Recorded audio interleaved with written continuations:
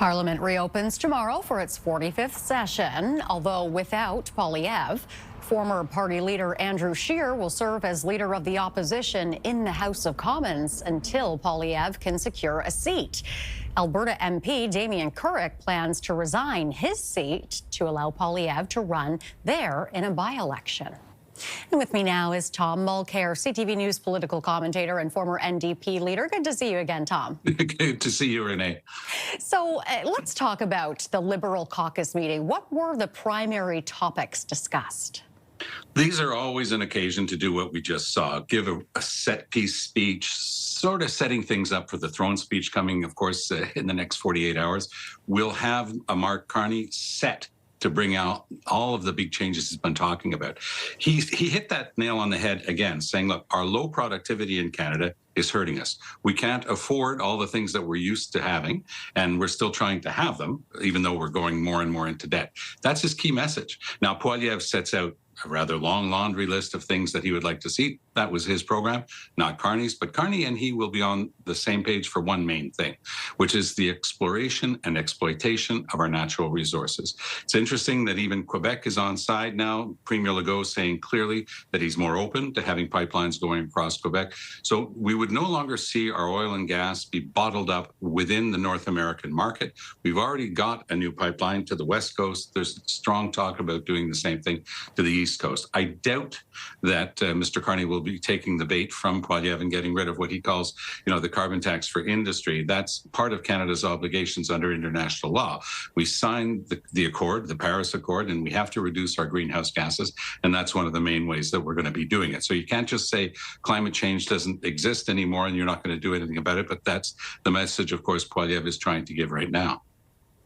Now, Poilievre indicated in his comments that he's at least open to working with the Liberals. What do you make of that? Well, I make of that the fact that they lost the election and they spent a year and a half shutting down Parliament because it was a minority government situation, and they used literally every trick in the book. And it's a very thick book of rules in the House of Commons, and they used every one of them to shut down everything. So they thought that was a clever way to go, but Canadians just saw a party that had nothing to deliver except chaos and shutdown. So they've obviously got to follow that old rule. When what you're doing doesn't work, try something else. So now Mr. Poilievre is going to try to smile a little bit, as he did at the end of that clip, and say, we're going to be there, we're going to work with them. Of course, the proof of the pudding is in the eating, and we'll find out whether that actually comes to pass.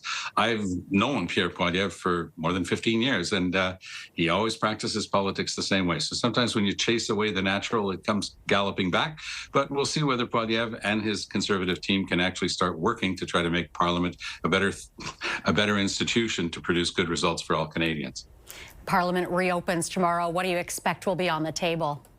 Well, one of the things you and I will be following in the next little while, because it'll come out of that caucus meeting, we'll find out whether or not the Liberals voted to have the Reform Act apply. Now, that's a law that was brought in by a Conservative backbencher named Michael Chong, and it sought to give more power to caucus. And you'll recall, Renee, that the Liberals had to drag Justin Trudeau out kicking and screaming. I mean, it was not a very fun thing to watch. As minister after minister said they were going to quit and not run again, and backbenchers were openly saying, look, please leave. And the Liberals were 27 points behind in the polls with Trudeau as their leader. So there is this device that was created to give 1/5 of the caucus of any party the ability to call for a leadership review. Now, as Wayne Long, the New Brunswick MP, said recently, that's a very low bar. And that's an invitation for instability. So it's a very bad law. It went through simply because everybody was too embarrassed not to vote for it, because they're saying, oh, yeah, you have to have more caucus accountability. But the Liberals have never accepted it whatsoever and had it as a rule,